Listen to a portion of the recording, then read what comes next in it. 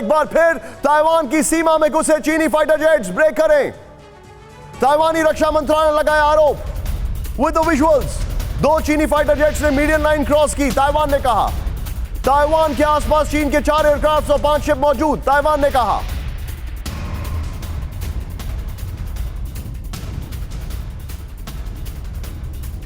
बड़ी खबर है। इस खबर पर सीधे ब्रेकिंग और शॉट्स के साथ सीधे चलिए मनीष के पास। Manish, what is the status, क्या चल रहा है वहां पर? एक बार फिर और मीडियन लाइन को क्रॉस किया।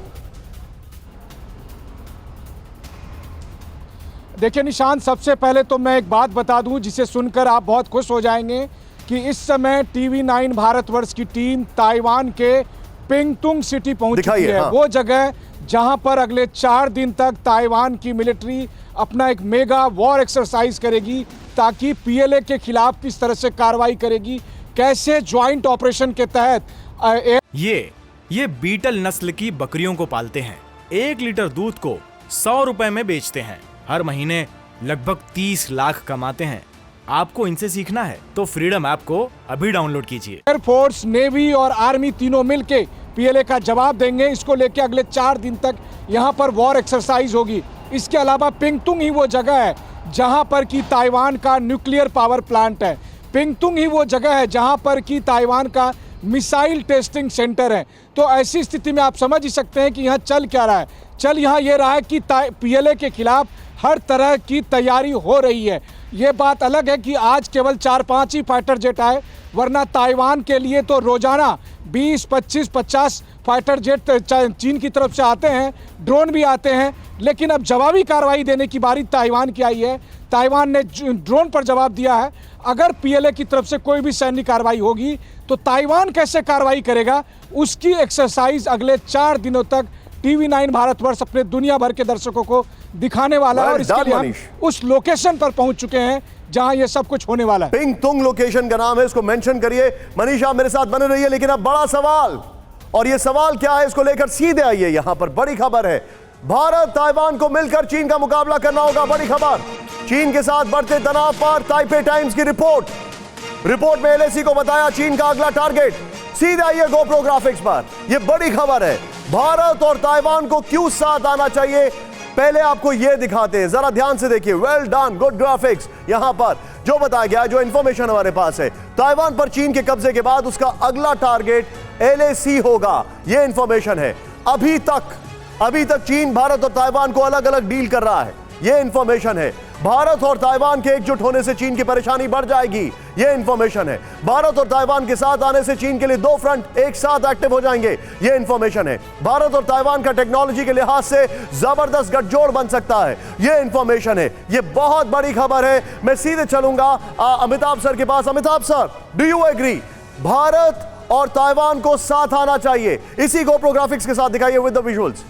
देखिए, मैं एक चीज बड़ा स्पष्ट जानता हूं कि भारत को अपने नेशनल इंटरेस्ट को देखना चाहिए, और भारत इस समय बहुत सही स्टैंड ले रहा है कि वो अपने नेशनल इंटरेस्ट को ध्यान में रखते हुए रूस से भी, चीन से भी और US से भी संपर्क बनाए रखा हुआ है।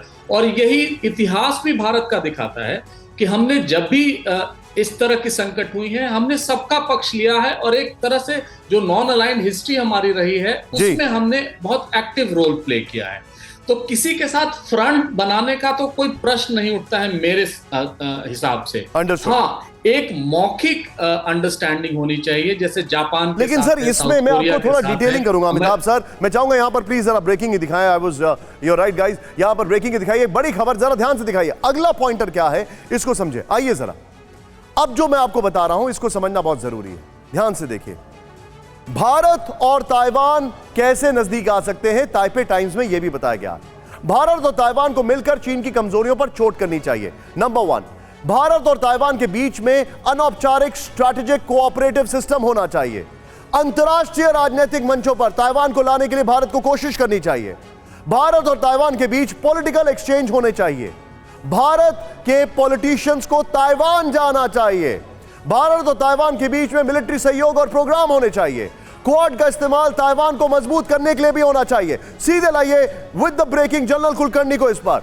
जनरल कुलकर्णी सर, बड़ा सवाल यह है, जब चाइना हमारे इर्द गिर्द बांग्लादेश, नेपाल, श्रीलंका, पाकिस्तान इनको पैम्पर करके, इनको टैम्पर करके हमारे खिलाफ भड़का सकता है, then why not can we go for with Taiwan? हम कब तक ये नॉन अलाइंड का एक चोगा पहने रहेंगे? निशान, इसमें कोई शक नहीं कि थोड़ा बहुत फर्क तो नजर आ रहा है। जैसे बार बार चीन को भी लगता है कि हम कहते थे वन चाइना पॉलिसी, उसके ऊपर तकरीबन हम ज्यादा बातचीत नहीं करते हैं। चाहे हमारा स्टैंड पहले क्या रहा और अब क्या है उसके बारे में हम बात नहीं करते हैं। जिस प्रकार से ताइवान और भारत के रिश्ते हैं, बहुत अच्छे रिश्ते हैं। उनके यहाँ पे भी पॉलिटिकल ऑफिसर्स है, ट्रेड होता है दोनों देशों के बीच में, इसमें भी कोई शक नहीं। इंटरैक्शन होता है दोनों देशों के बीच में, उसमें भी कोई शक नहीं है।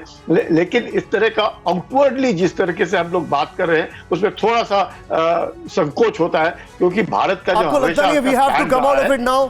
थोड़ा एग्रेसिव होना चाहिए हमें। We have to be aggressive, but we have to be aggressive based on our national interest. Understood. Absolutely right. Absolutely right. I totally agree. And you're echoing what what S. Jaishankar just said. ये beetle नस्ल की बकरियों को पालते हैं। 1 litre दूध को 100 रुपए में बेचते हैं। हर महीने लगभग 30 लाख कमाते हैं। आपको इनसे सीखना है तो फ्रीडम ऐप को अभी डाउनलोड कीजिए।